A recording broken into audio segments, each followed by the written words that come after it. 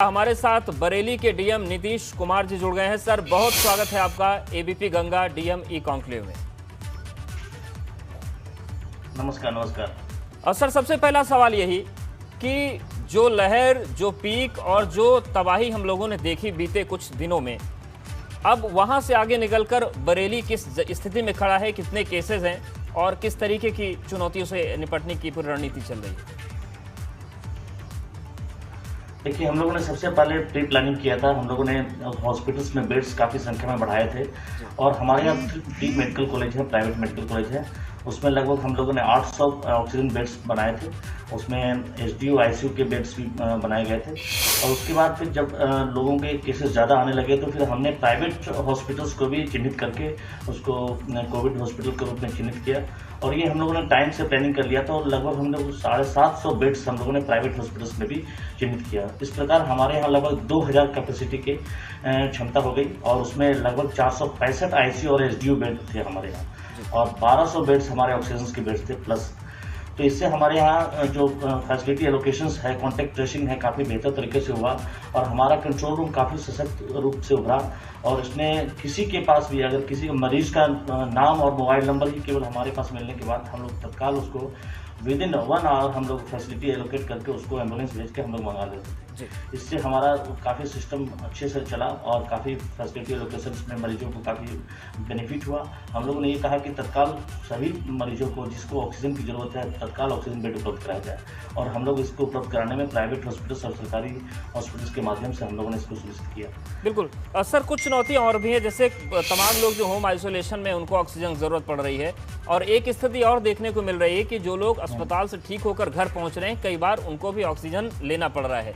तो जो लोग घर में रहकर ऑक्सीजन चाहते हैं, क्या उनके लिए कोई विशेष व्यवस्था है कि उन्हें दिक्कतों का सामना न करना पड़े? इसके लिए हम लोगों ने विशेष प्रयास किया और इसमें 2 स्टेजेस का प्रयास हुआ कि पहले जो हम लोगों ने पोस्ट कोविड जो हॉस्पिटल है, हॉस्पिटल में पोस्ट कोविड फैसिलिटी भी हम लोगों ने दिया कि जो अगर आप आरटीपीसीआर नेगेटिव आ गए हैं लेकिन आपका कॉम्प्लिकेशंस बना हुआ है, लंग इन्फेक्टेड है, तो इसके लिए हम लोगों ने हर एक हॉस्पिटल्स में पोस्ट कोविड की फैसिलिटी दी। और एसआरएमएस जो हमारा सबसे बड़ा मेडिकल कॉलेज है, लगभग 80 वार्ड्स का पोस्ट कोविड फैसिलिटी चल रहा है उसमें कि अगर जब तक वो मेडिकली और क्लिनिकली नहीं ठीक हो जाते हैं तो हम लोगों ने प्रयास किया कि उनको वहीं रख के उनको मेडिकेशन दिया जाए और वो प्रॉपर ठीक होने के बाद जाए। लेकिन अगर कई लोग हैं कि जिनका सैचुरेशन लेवल अच्छा हो गया और वो चाह रहे थे कि हम होम आइसोलेशन में रहें और उनको ऑक्सीजन सिलेंडर की व्यवस्था की जाए, तो हम लोगों ने पूरा एक प्लानिंग किया। हम लोगों ने गैस एजेंसी चिन्हित किया, उसमें एक सिक्योरिटी डिपॉजिट करके, क्योंकि सिक्योरिटी डिपॉजिट इसलिए आवश्यक था कि सिलेंडर को वापस किया जाए। और इसको बहुत लोगों ने सराहा कि हम लोगों ने 5 डेज़ का ये रखा कि अगर आपको ज़रूरत है, क्योंकि ज़रूरत सभी को हो रही है, ज़्यादा लोगों को ज़रूरत हो रही है, तो फिर हम लोगों ने सिक्योरिटी डिपॉजिट रखा और उसके बाद सिलेंडर दिया और ये बहुत स्मूथ व्यवस्था चली। हम लोगों ने 4 से 5 गैस एजेंसी को नामित किया और इसके तहत लोगों को सुविधा मुहैया कराई। बिल्कुल सर, एक शिकायत और भी बहुत ज़्यादा आई और लगभग हर जिले से आई कि जिस वक्त केसेस बहुत ज़्यादा थे उस वक्त जब कंट्रोल रूम में फ़ोन किया जाए या फिर सीएमओ को फ़ोन किया जाए या किसी अन्य अधिकारी को फ़ोन किया जाए, हालांकि ये चीज़ स्वीकार की जाती है कि दबाव बहुत ज़्यादा रहा है, लेकिन क्या व्यवस्था सुचारू हो गई है कि कोई अगर कॉल करता है तो उसको बात भी उससे हो जाएगी और मदद भी मिल जाएगी?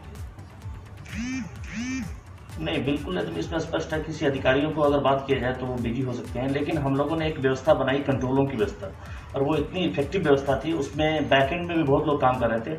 हमारे यहाँ कंट्रोल रूम में 165 लोगों की ड्यूटी लगी हुई है और प्लस बैकएंड में भी हम लोगों ने अलग से भी लगभग 45 डॉक्टर्स की टीम लगा रखी है जो फैसिलिटी एलोकेट करते हैं, होम आइसोलेशन पेशेंट से बात करते हैं और उनको लगता है कि SpO2 उनका अगर कहीं भी गिरावट आ रही है तो तत्काल उनको फैसिलिटी एलोकेट करते हैं।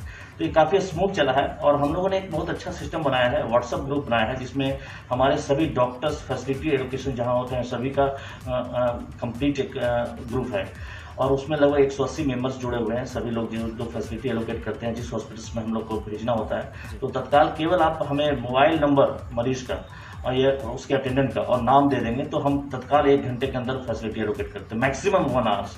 और एम्बुलेंस भी हमारे यहाँ पूरा सिस्टम बना हुआ है। शहरी क्षेत्रों में एम्बुलेंस लगभग 30 से 31 एम्बुलेंस हम लोगों ने डेडिकेटेड इसके लिए कर रखा है कोविड के लिए और हम लोग ग्रामीण क्षेत्रों में भी हर एक ब्लॉक में एम्बुलेंस हम लोग लगा रखे हैं, तो तत्काल हमारी गाड़ियाँ पहुँचती हैं, एम्बुलेंस पहुँचती है और उनको फैसिलिटी एलोकेट करती है। धन्यवाद सर आपका हमारे साथ जुड़ने के लिए, ABP Ganga DM e conclave का हिस्सा बनने के लिए। तो हमारे साथ नीतीश जी जुड़े, डीएम बरेली, और कई महत्वपूर्ण चीज़ें उन्होंने कही हैं।